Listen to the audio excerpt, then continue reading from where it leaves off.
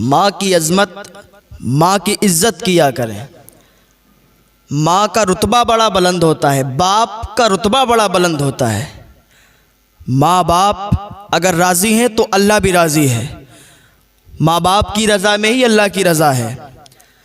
اگر آپ نفل نماز پڑھتے ہو اور ماں باپ میں سے کوئی بھی آپ کو بلائے تو آپ اس کی بات کا جواب دیں، لبیک کہتے ہوئے ان کے سامنے حاضر ہوں۔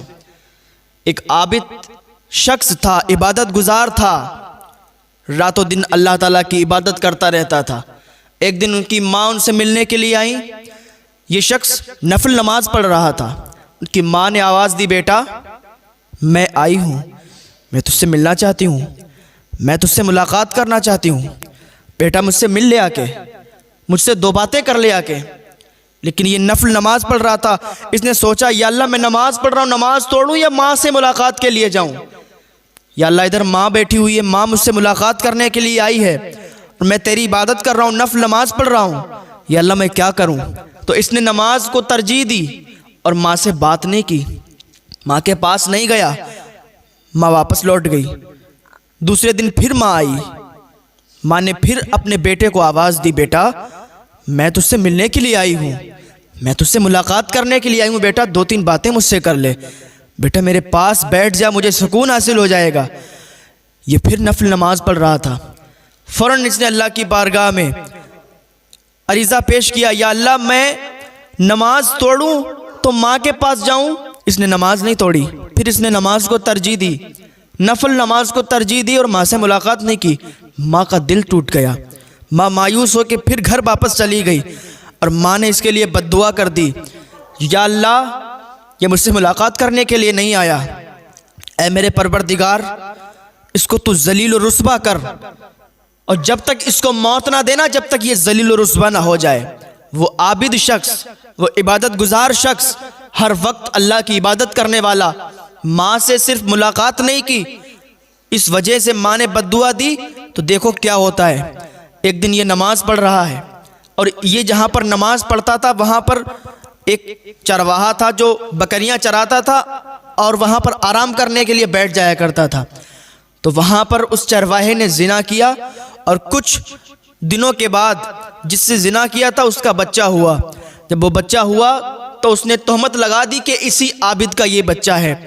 اس عورت نے بھی تہمت لگا دی یہ عابد کا بچہ ہے، کیونکہ ادھر ماں نے بد دعا کی تھی تو ذلیل تو اسے ہونا تھا۔ اس عابد شخص پر جب تہمت لگی تو لوگ آ گئے اپنے اپنے ہاتھوں میں لاٹھی لے کے، لوگ اس کے دروازے پر آ گئے جہاں پر وہ عبادت کرتا تھا اللہ تعالیٰ کی، اس کے عبادت خانے کو توڑنے لگے، اس کو بلانے لگے، باہر نکل، تو عابد کی شکل میں شیطان ہے، تو نے ایک لڑکی سے زنا کیا اور وہ بچہ پیدا ہوا تو تم ماننے کو بھی تیار نہیں ہے۔ لوگ اس کو برا بھلا کہنے لگے، ذلیل کہنے لگے، ذلیل کرنے لگے، اور لوگوں نے اس کے عبادت خانے کو توڑنا شروع کر دیا۔ یہ باہر نکلا، لوگوں سے لاکھ گناہ کہتا رہا کہ میں نے یہ نہیں کیا ہے، میں گناہگار نہیں ہوں، میں نے زنا نہیں کیا، اللہ کے واسطے میری بات مان لو۔ لیکن کون مانتا؟ اس عابد انسان نے سوچا اب کیا کریں؟ اللہ کی بارگاہ میں فریاد کی، اللہ اب میں کیا کروں کہ لوگ ان کو معلوم چلے کہ میں گناہگار نہیں ہوں۔ اس عابد انسان نے کیا کیا؟ وہ اسی بچے کے پاس، ابھی چھوٹا سا بچہ ہے، وہ اس بچے کے پاس گیا اور کہا، اے بچے تجھے حضرت موسیٰ علیہ السلام کا واسطہ ہے، تو بول اور بتا کہ تو کس کا بچہ ہے، تو کس کا بیٹا ہے۔ وہ چھوٹا سا بچہ بولتا ہے کہ میں فلاں شخص کا بیٹا ہوں، میرا فلاں باپ ہے۔ جب اتنا اس نے کہا نا تو مجمع سے نعروں کی صدائیں بلند ہو گئیں اور لوگوں نے اس سے معافی طلب کی اور کہا، میں نے جو تمہارا گھر، تمہارا عبادت خانہ توڑا ہے میں اس کو صحیح کر دوں گا، سونے چاندی کا بنوا دوں گا۔ اس عابد نے کہا، تم سونے چاندی کا مت بنواؤ، جیسا میرا عبادت خانہ بنا تھا تم ویسا ہی بنا دو، کیونکہ اسے معلوم تھا کہ ماں نے بد دعا دی ہے، ماں کی بد دعا کی وجہ سے میں یہاں ذلیل ہوا ہوں۔ تو ماں کی بد دعا کبھی مت لینا میرے بھائیوں، ماں سے دعائیں ہی لینا، باپ سے دعائیں ہی لینا۔ ماں باپ کے قدموں کے نیچے جنت ہے، ماں کے قدموں کے نیچے جنت ہے تو باپ جنت کا دروازہ ہے۔ اپنے ماں باپ کو سمجھو، جب یہ دنیا سے چلے جاتے ہیں تو ریشم کے تکیے پر بھی نیند نہیں آتی ہے۔ ماں باپ کی عزت کرو، ان کی سیوا کرو۔ انسان کیا سوچتا ہے جب وہ بوڑھا ہو جاتا ہے؟ ماں باپ جب بوڑھے ہو جاتے ہیں ان کی تمنا ہوتی ہے کہ میرا بچہ ہمارا سہارا بنے گا، ہمارے بچے، ہماری اولاد ہمارا سہارا بنیں گے۔ وہ بچپن میں اپنے دانتوں سے چبا چبا کر روٹیاں کھلاتا ہے، بچپن میں انگلی پکڑ کے اپنے بچے کو چلنا سکھاتا ہے۔ ماں ایسی ہوتی ہے کہ بچے کو گیلے سے نکال کے سوکھے میں لٹاتی ہے اور خود گیلے میں سو جاتی ہے۔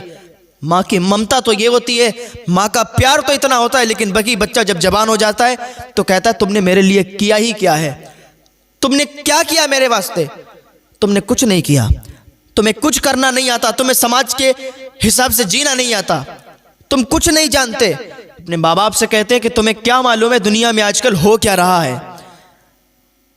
وہ ماں باپ جنہوں نے سخت محنتوں کے بعد اپنے بچوں کا پیٹ پالا ہے، اپنے بچوں کے پیٹ بھرے گئے، اپنی فیملی کو اچھا کھانا دیا، اچھا کپڑا دیا، اچھا پہننے کو دیا، لیکن وہی بچے ماں باپ کی گستاخ بنتے ہیں نا، تو ماں باپ کے دل ٹوٹ جاتے ہیں، ماں باپ کے دل ٹوٹ جاتے ہیں۔ اور جب بچے اپنے ماں باپ کو برا بھلا کہتے ہیں نا، انہی ماں باپ کے پھر منہ سے بددعائیں نکلتی ہیں، وہ بددعائیں فوراً قبول ہو جاتی ہیں۔ حضور اکرم صلی اللہ تعالیٰ علیہ وسلم فرماتے ہیں صرف 3 لوگوں کی دعائیں بہت جلدی قبول ہو جاتی ہیں۔ نمبر 1 مسافر کی دعا، نمبر 2 ماں باپ کی دعا، اور نمبر 3 مظلوم کی دعا۔ اللہ رب العزت کی بارگاہ میں دعا ہے اللہ ہمیں نیک عمل کرنے کی توفیق عطا فرمائے، ماں باپ کی خدمت کرنے کی توفیق عطا فرمائے۔